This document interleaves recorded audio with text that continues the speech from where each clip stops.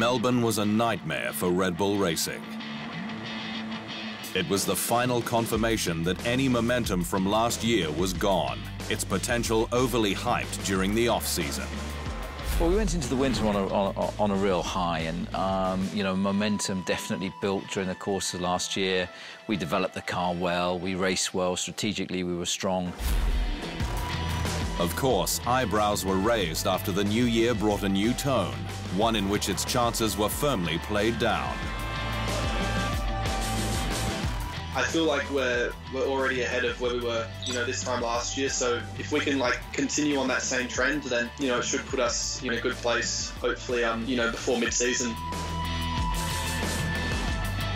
There was still hope when the team touched down in Australia for the start of the sport's new era, especially with its drivers Daniel Ricciardo and Max Verstappen having a bit of fun.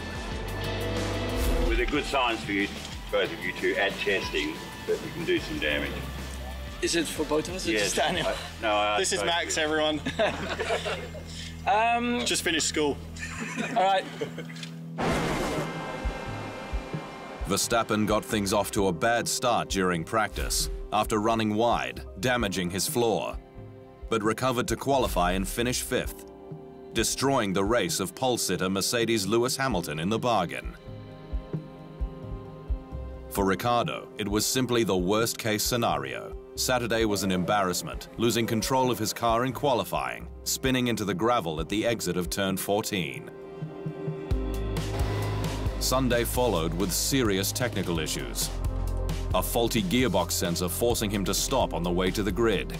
The Australian got going 2 laps down, but retired on lap 29 with a fuel cell issue. It was Ricciardo's first non-finish since the 2015 Belgian Grand Prix, 30 races back, and only his 5th ever retirement with Red Bull Racing.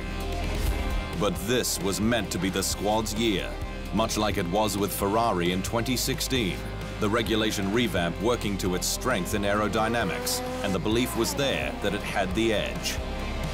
We want to challenge the leader and fight for the win. And clearly, we want to see if we are at the level, how much we can push to achieve that.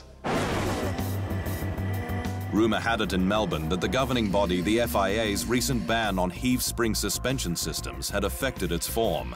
But team boss Christian Horner said it was only a system they were looking at developing, and that the potential weight increase ruled it out. The RB13, though, was launched as a very clean car, one mostly devoid of the turning vanes and scoops on the Mercedes and Ferrari, with many in the paddock believing the real secrets to be buried under the bodywork, meaning development may be invisible to all but the team. But whatever it is, Red Bull needs upgrades, and fast.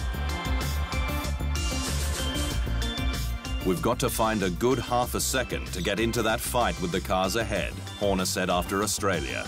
We've chosen a different concept. I believe there's really good development potential in the concept that we have.